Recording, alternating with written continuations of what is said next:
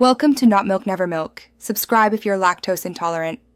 You begin by enabling the Wi-Fi radio and locating the target SSID.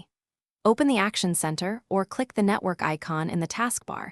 Make sure your adapter is enabled so Windows can scan. Once you see the correct SSID, select it and choose Connect. Enter the network password carefully, that's the key to authentication, and decide whether to connect automatically.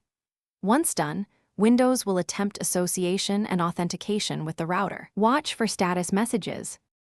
Next, you refine settings so the connection works reliably and securely. After joining, set the network profile to private if you trust the network so file and device sharing works. Pick public to stay isolated. If SSID is hidden, add the network manually and match the exact SSID and security type like WPA2 or WPA3.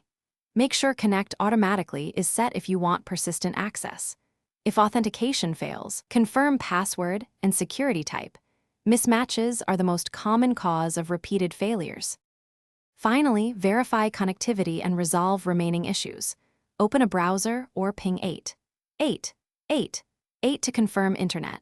If pages don't load, run ipconfig/renew to refresh DHCP leases or set a correct static IP and gateway if your network requires it. Check DNS settings and firewall rules that may block traffic.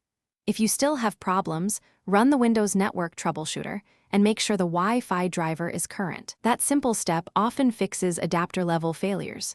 If nothing helps, reset the network stack and retry. Thanks for watching. If this was helpful, leave a like and consider subscribing. See you next time.